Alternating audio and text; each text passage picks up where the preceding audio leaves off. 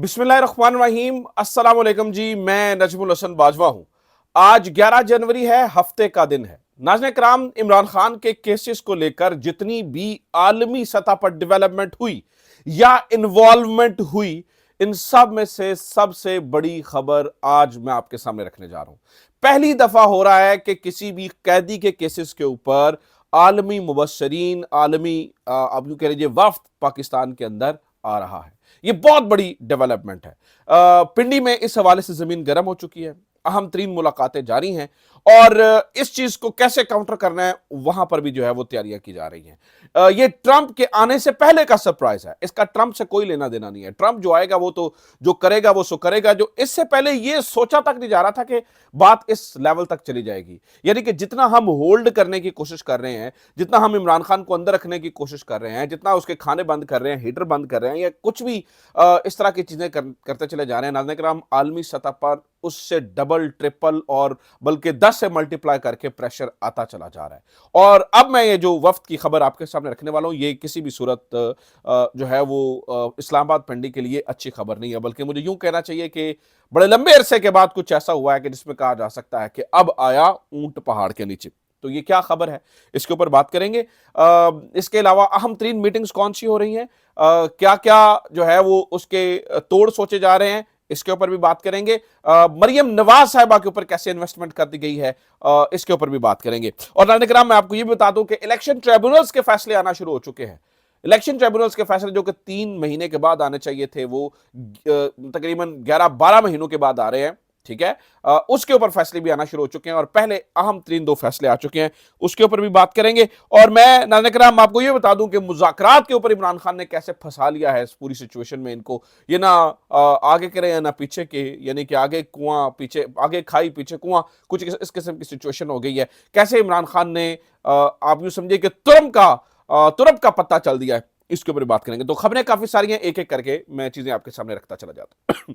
सबसे पहले नाज़रीन किराम, हम ये जो मुबस्सर है इसकी गुफ्तगू करते हैं। देखिए नाज़रीन किराम, मैंने आज तक नहीं सुना कि किसी खास शख्सियत के केसेस को सुनने के लिए कोई मुबस्सर यहां पर आकर बैठ जाए और वो ये देखे कि फलां की अदालती मामला ठीक चल रहे हैं या खराब चल रहे हैं। लेकिन अब इमरान खान के मामले पे हुआ यह है कि आलमी पार्लिमानी इदारा इंटर पार्लियामेंटेरियन, ये इंटरनेशनल इंटर पार्लियामेंटेरियन यूनियन, इन्होंने यह फैसला किया है कि एक मुबस्सर पाकिस्तान में भेजा जाए। वो वफ्द की सूरत में भी आ सकता है मुबस्सरीन, या यानी एक शख्स की सूरत में भी आ सकता है। और अमूमी तौर पर ऐसे मामलात में वफ्द आया करते हैं।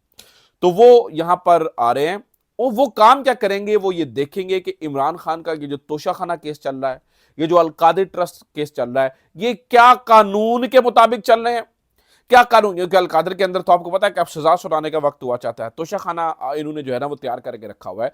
तो उससे पहले पहले ये आलमी जो पार्लिमानी इदारा है, इनका मुबस्सर पाकिस्तान में पहुंच रहा है और वो ये चेक करेंगे कि इमरान खान के खिलाफ सुने जाने वाले केसेस कितना मेरिट पे सुने गए, जजेस ने किस कंडक्ट, क्या जजेस का कंडक्ट रहा, किस तरह से सुने। और फिर जो खतरे की बात है फौजी अदालतों के मामले में और मुख्तलिफ चीजों के मामले में जितनी नाज़रीन किराम चीजें चल रही हैं, ये इनके ऊपर भी नजर रखेंगे और देखेंगे कि यहां पर कितनी शफाफियत से काम हो रहा है।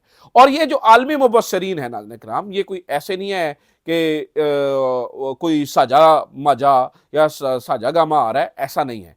इनकी जो ऑब्जर्वेशंस होंगी वो वैलिडेट करेंगी उन पॉइंट्स को जिनके ऊपर पहले ही अमेरिका और बरतानिया बोल रहे हैं। और वो ये कह रहे हैं कि यार ये जो फौजी अदालतों के अंदर आपने जो फैसले दिए हैं और जिस तरह से आपने ये सारी चीजें की हैं, ये इंसानी हकूक की खिलाफ वर्जी है। आपको ये ज़हन में होना चाहिए कि अमेरिका बरतानिया ऑलरेडी इस बारे में अपने कंसर्न्स का इजहार कर चुके हैं, वो बार बार कह चुके हैं। अब जब कोई आलमी सतह का इदारा अपनी ऑब्जर्वेशंस दे देगा और बता देगा कि जनाब तोशा अलकादिर ट्रस्ट के अंदर जज ये करता रहा, ये गुल खिलाता रहा, कभी एक डेट, कभी दूसरी डेट, कभी तीसरी डेट, और उससे पहले फला जगहों पे आ गए। तोशा खाना केस के अंदर आपने 2023 का एक रूल बनाया 2018 के मामले को डिस्कस करने के लिए, यानी कि जुर्म माजी में हुआ और उसके ऊपर सजा देने के लिए आपने जो है वो कानून साजी अब की और उसके ऊपर सजा दी जा रही है, जब ये सारी ऑब्जर्वेशन दी जाएंगी तो नाज़रीन किराम ये जो आलमी सतह के जो एक माहौल बना हुआ है ऑलरेडी फौजी अदालतों को लेकर, या पाकिस्तान में होने वाली प्रोसिक्यूशन को लेकर, या पाकिस्तान में चलने वाले अदालती निजाम को लेकर, उन तमाम पॉइंट्स को वैलिडेट कर देंगी ये चीजें। और ये चीजें नाज़रीन किराम इतनी सख्त परेशानी का सबब पैदा करेंगी, इतनी सख्त परेशानी का सबब पैदा करने के लिए करेंगे इनके लिए कि इनकी जो है ना वो चीजें, इनका संभाल पाना सिचुएशन को मुश्किल हो जाएगा। और मैं आपको बता रहा हूं कि अभी 20 तारीख को आपको पता है ट्रंप भी आ रहा है। ट्रंप तो जो करेगा उसको करेगा, उससे पहले ये अपडेट जितने भी जो माहिरीन हैं वो इस होने वाली अपडेट को, और उसके ऊपर डॉन ने भी लिखा है, ऐसा नहीं है कि मैं आपको ये बता रहा हूं और ये कहीं पे ये खबर जो है ना वो नहीं हुई है, पॉप अप नहीं हुई है, ये खबर डॉन ने भी लिखा है इसके ऊपर। तो ये बहुत ही एक अहम तरीन अपडेट है। दूसरा नाज़रीन कराम मैं आपको बता दूं कि अब अहम तरीन मीटिंग्स चल रही हैं, 3 अहम तरीन मीटिंग्स बताया जाता है कि वो हो चुकी है। जो डेवलपमेंट्स हो रही हैं आलमी सतह पर उनको लेकर कैसे यहाँ पर, क्योंकि इमरान खान को काउंटर करना, इमरान खान एक ऐसी बला बनता चला जा रहा है जिसको संभालना बहुत मुश्किल हो चुका है और वो नहीं संभलेगा, इसलिए काउंटर करने के लिए कुछ अहम तरीन पॉइंट्स के ऊपर गौर किया जा रहा है। सबसे पहला काम नाज़रीन किराम ये किया गया है कि मरियम नवाज के ऊपर री इन्वेस्ट किया गया है।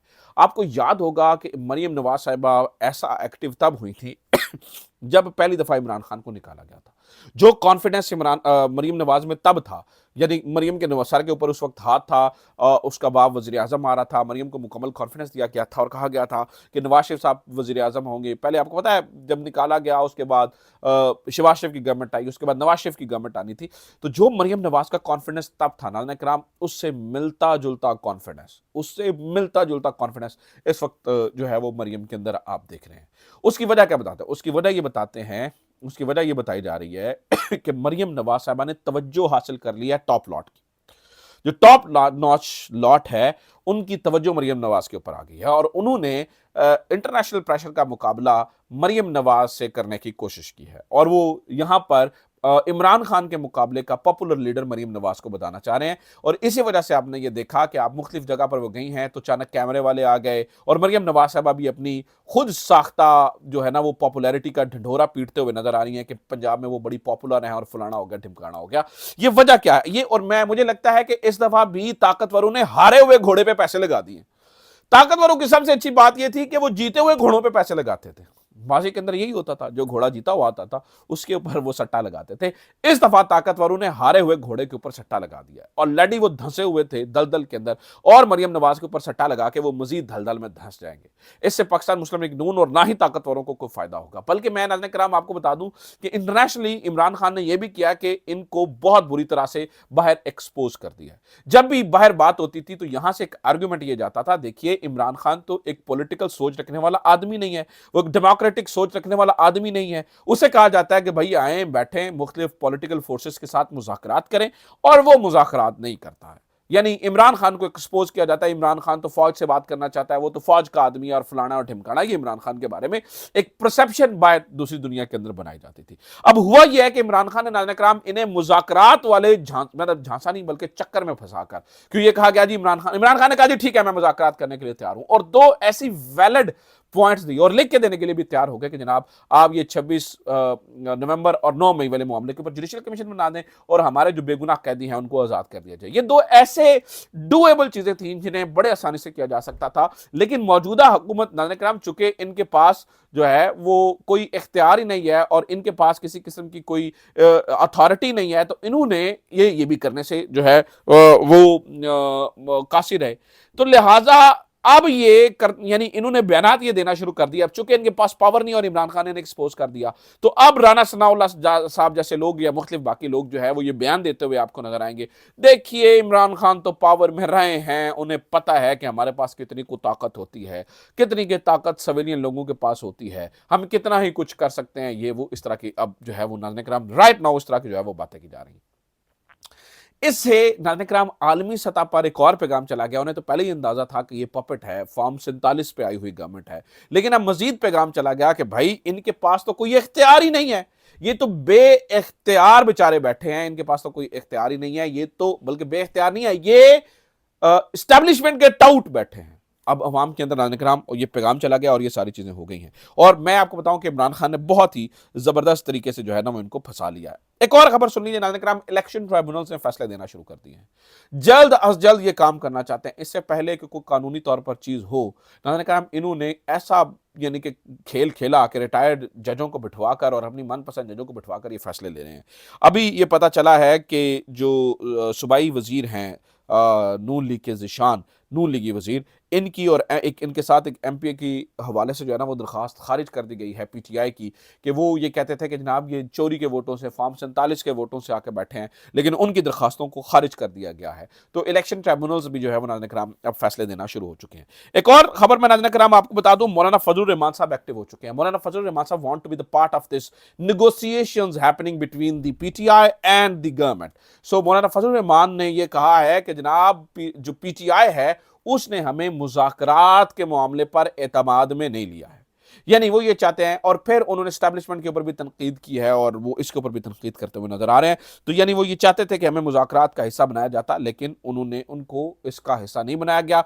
मौलाना फजलुर रहमान साहब भी इस वक्त मुकम्मल एक्टिव हुए नजर आते हैं और मौलाना फजलुर रहमान साहब के अंदर भी जो एक गुस्सा है, जो लावा पक रहा था, वो उसके ऊपर मजीद जो है ना वो गुस्से में नजर आते हैं। और वो बहुत जो है ना वो एक ऐसी सिचुएशन में है जहां पर उन्हें लगता है कि एक बार फिर से उनसे उन्हें उन्हें उन्हें गवर्नमेंट जो है वो साथ मिलाकर धोखा करने की कोशिश कर रही है, जिससे वो अपनी पॉपुलैरिटी को खो रहे हैं। क्योंकि जब वो पीटीआई के साथ खड़े थे, अवामी पॉपुलैरिटी उनके साथ थी और इस चीज़ को वो एंजॉय कर रहे थे। इस वक्त वो उनको दोबारा मिस करते हुए नजर आ रहे हैं, लिहाजा वो पिक्चर में दोबारा वापस आने की जो है वो कोशिश कर रहे हैं। नाज़रीन किराम एक खबर और सुन लीजिए, आज 525 दिन, जब मैं ये वीडियो रिकॉर्ड कर रहा हूं और आज जब मैं आपसे बात कर रहा हूं, तो 525 दिन हो चुके हैं इमरान खान को जेल के अंदर। अब ये इतलात मिली है कि मरियम नवाज साहबा के हुक्म के बाद इमरान खान के खाने के ऊपर, वो यानी कि वो जो उनको परहेजी खाना मिलता है उसके ऊपर, और जो वैसे भी उसकी कोई हालत तो होती नहीं है, वो वहीं के मशक्कत आके वही जेल वाला खाना बना के देता है अंदर। अदरवाइज और कोई, ये कहते हैं ना मुर्ग मसलम, देसी कुकड़ ते देसी मुर्गे ते देसी क्यों, ये सब झूठ है। उसको भी जो है वो जो परहेजी खाना मिलता है उसको भी बंद करने की कोशिश की जा रही है। और इमरान खान के कमरे में एक छोटा सा हीटर फैन लगा हुआ है, वो आपने देखा होगा, वो हीटर फैन होता है क्योंकि इमरान खान के जो सामने वाला जंगला है उसके ऊपर वो चादर नहीं लगी हुई है और ठंड आती है सारी अंदर। तो अब उस हीटर फैन को भी जो है वो मरियम नवाज साहबा ने पता चला है कि शायद बंद करने का फैसला किया और वो यहाँ पर भी जो है वो ये गेम करने की कोशिश कर रही हैं।